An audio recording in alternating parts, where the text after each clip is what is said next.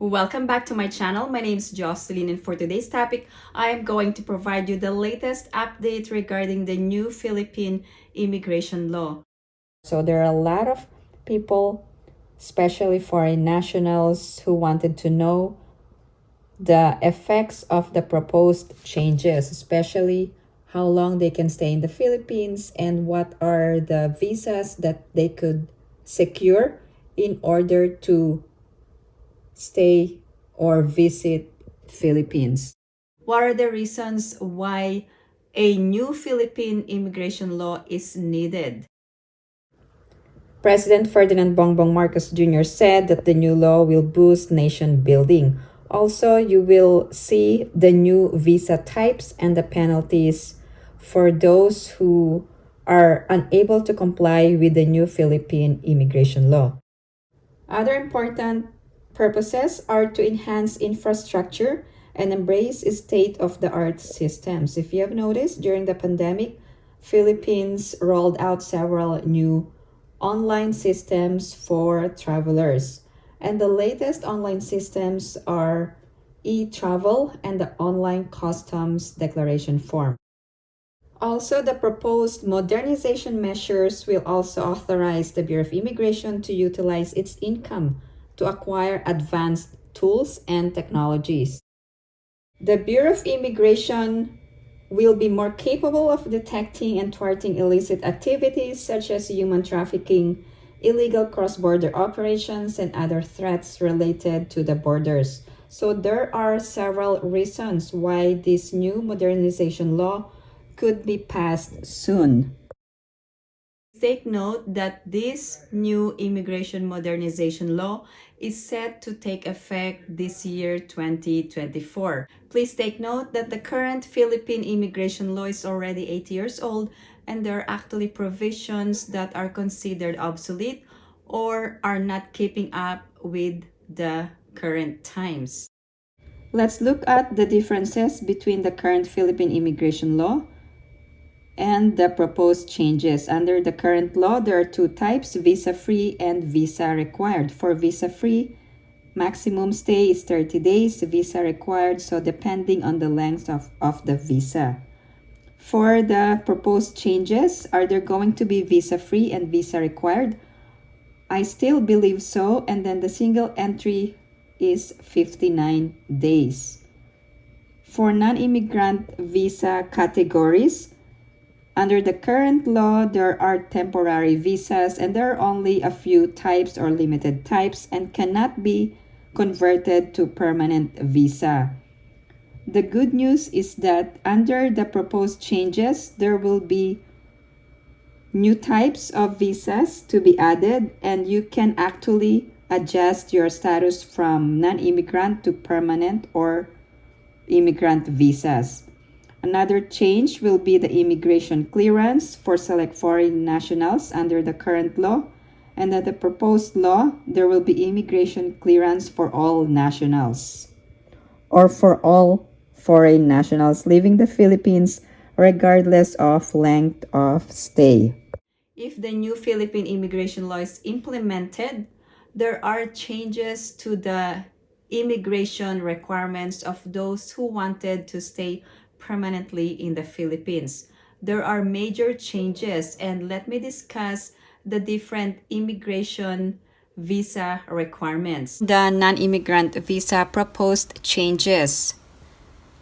First, let's discuss the visa validity. This will be the authorized stay of temporary visitors. So it will be not exceeding 59 calendar days from date of arrival, subject to bilateral or multilateral agreements. Regarding the visa validity of visas issued abroad, a single entry non-immigrant visa or immigrant visa shall be valid for a period not exceeding 3 months, and it can be extended. For the documents required, of course, you will need a valid passport from your government and other travel documents, and if required, a valid visa granted by the consular officer. Here are the conditions of your stay. The foreign national shall not take any employment, whether paid or unpaid. Also, the foreign national shall not establish or join in any business, and shall not enroll or become a student at a school, college, university, or other educational institution unless granted proper application or conversion of another immigrant status. This is a new proposed change. Non-immigrants will be required an immigration clearance upon exit. A temporary visitor departing from the Philippines shall, after the expiration of the initial authorized stay, shall be required to apply for immigration clearance and pay the prescribed fees and charges. Also, a registered foreign national who departs permanently from the Philippines shall surrender all Philippine immigration documents and apply for an immigration clearance. And here are the conditions: no pending obligation with the government or any of its agencies or instrumentalities, no pending criminal, civil, or administrative proceeding which requires continued presence in the country, and there is no ongoing legislative inquiry where called upon to testify as a witness. So temporary visitors and other registered foreign nationals must secure an immigration clearance before departing. There are several types of visas proposed to be implemented. Let's start with the A visa. Philippines is adopting the alphabetical type of classification for visas. A visas, temporary visitors, visitors coming to the Philippines for a temporary period for reasons of business, pleasure, or health. Let's start with the business visa, A1. Let me provide the nature of this visa. Temporary visitors engaged in activities of a commercial or professional nature for a foreign employer or for themselves that will not result in gainful employment in the Philippines. The term business refers to conventions, conferences, consultations, and other legitimate activities of a commercial or a professional nature, but does not include local employment. Let's move on to the next type. It's still in the A visa. It's A2 pleasure visa. Temporary visitors who stay in the Philippines for holiday, including sightseeing, recreation, or visiting relatives. Most likely, this will be the temporary visitors visa for foreign tourists. Okay, A3 health. So this is for temporary visitors who stay in the Philippines to avail of medical treatment. Let's move on to the next type of visa, B visas. So what are B visas? So these are for transit persons passing through the Philippines solely for a stopover who have a confirmed connecting flight to another country, or passengers in immediate and continuous transit to a destination outside the Philippines. Another type are C visas. What are C visas? Crew members, members of the crew of vessels required for the normal operation and servicing of the vessels who come to the Philippines temporarily as part of their jobs, either arriving or coming to join the vessels.